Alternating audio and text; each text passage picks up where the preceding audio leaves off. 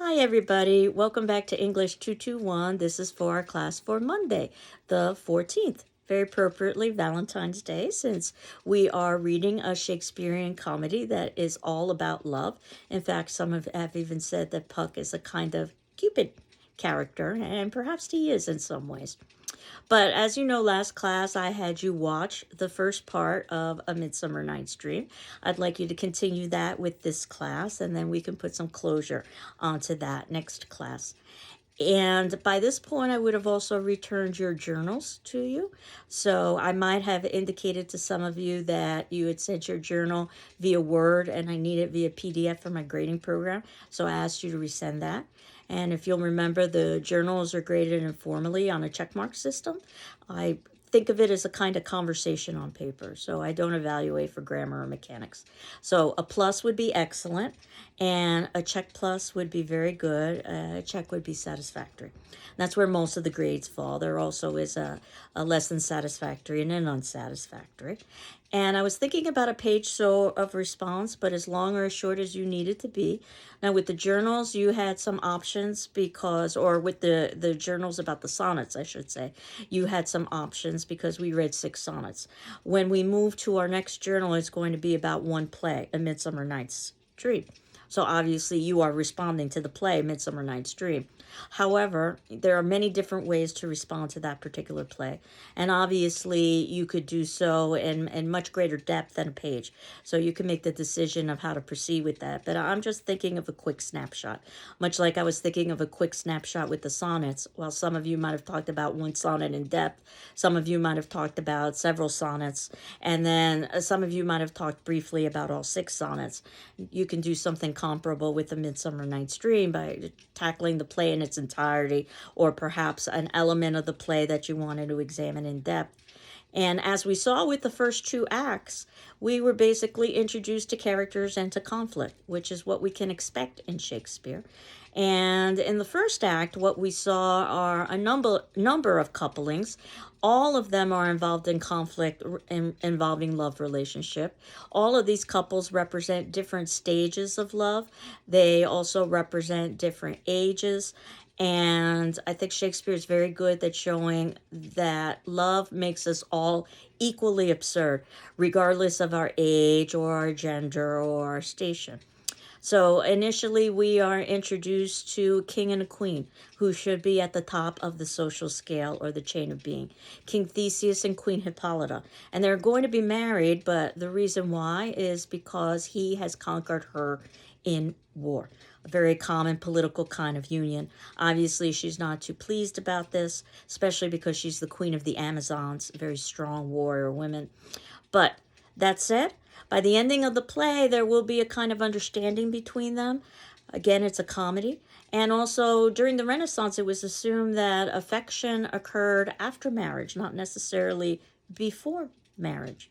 But we see the initial conflict with them, and the actors who play King Theseus and Queen Hippolyta also play the fairy king and queen. Queen Oberon, or fairy King Oberon and Queen Titania, to show the commonalities between those 2 couples. And the king and the queen of the fairies should be even higher up than the king and the queen of the humans in the chain of being. But they too have their own love problems and relationships, despite their status.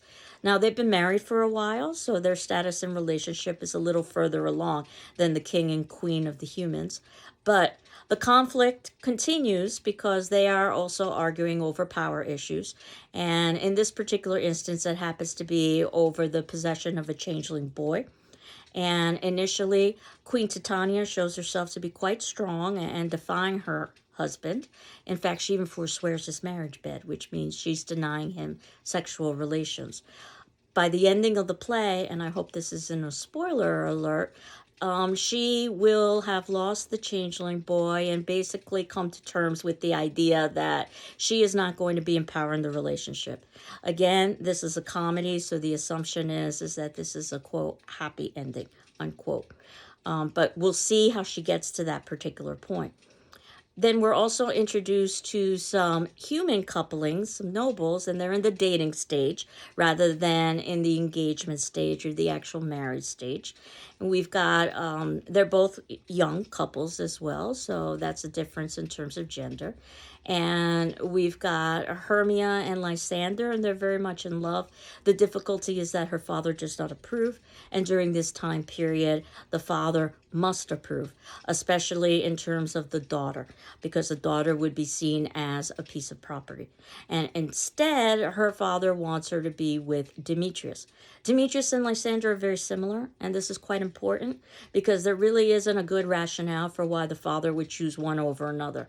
So once again, what we see is a power struggle or a power dynamic. And he appeals to the highest law of the land, the king and queen of the humans, particularly the king. And the idea is that he will intervene and make Hermia follow her father's will. And of course, what he ends up doing is he gives Hermia time to consider her options, either follow her father's will, or go to a nunnery, or face death. All would be seen in her eyes as horrible options. And what she decides to do is to run away, and she goes into the woods. This is Shakespeare's way of getting these characters out of Athens, which represents law and civilization, into the woods, which represents basically wild, untamed area where individuals can defy the laws of society. So while we've got the young lovers who run away, Hermia and Lysander, then we've got another set of lovers, Helena and Demetrius, who did have a relationship prior to the play, but Demetrius is no longer interested in Helena, indicating how fickle and changeable love is. And he wants to be with Hermia, and this is particularly problematic because Helena and Hermia used to be best friends, illustrating the difficulties that friendship can experience when there is tension and conflict over love. And Helena, in her convoluted thinking, which goes to show how irrational love is, actually tells Demetrius that Hermia and Lysander are running away into the woods. She thinks he will be so indebted to Helena that he will love Helena once again. Of course, that's not what happens. He runs into the woods to try to get Hermia, and then Helena runs after him. Again, a way to get all of the characters into the woods. Obviously, the fairies are already there in the woods. And Bottom and his cohorts. He is a laborer who happens to be rehearsing a play about, well, of course, love. And it's a tragic love, but it will have a comedic twist, as we will see by the fifth act. And he decides that he wants to perform his play in the woods so that, or at least rehearse his play in the woods, so that he's not interrupted. So this is a way to get Bottom and his cohorts into the woods. And of course, the conflict begins to develop when the fairy king decides to tell Puck, who is his servant, but in many ways Puck is an independent being, to use some magic, some magical love juice, and to put it on Fairy Titania's eyes so that she falls in love with the first thing that she sees and she becomes distracted, and then he can take the changeling boy. He also seems to feel a certain level of sympathy for Helena, seeing her chase after Demetrius, because Oberon basically tells Puck to put the love juice onto the man wearing the Athenian garb so that he can love Helena again. And Puck, whether mistakenly or deliberately, ends up putting the love juice on a man wearing Athenian garb, but it happens to be Lysander, not Demetrius. So when Lysander awakes, he falls in love with Helena. This is particularly problematic because now we have two men in love with Helena, the exact opposite of how we began the play when there were two men in love with Hermia. And because of the differences in physicality between the two women, this is unusual because Helena is the tall blonde. So she should have been getting all of the attention at the beginning of the play. I think about Shakespeare's sonnets and how he questioned the ideal of beauty. But it was Hermia, the short brunette, who had everyone's attention. But now it is the tall blonde that has everyone's attention. Helena is convinced this is some sort of cruel joke against her. And she and Hermia begin to argue, and they almost come to blows over the thing. And Puck, again being an independent being, decides to act on his own and take Bottom, who acts like an ass, and turns him into a literal ass. And it just so happens that's the first thing that Titania sees when she awakes. So she falls in love with an ass. And that shows how blind love is, that we could even fall in love with an ass. So that puts us where we are now pretty much in terms of the play. Because of the love juice, as you can see in the notes below, both men love Helena, the tall blonde, not Hermia, the short brunette. Helena thinks she's the victim of a prank. Hermia believes her former best friend stole her man. A catfight ensues with lots of insults, such as painted maypole. We'll talk a little bit about why painted maypole is an insult during this time period. Eventually, we need to have resolution, which is what we are going to begin to see here with Act 3.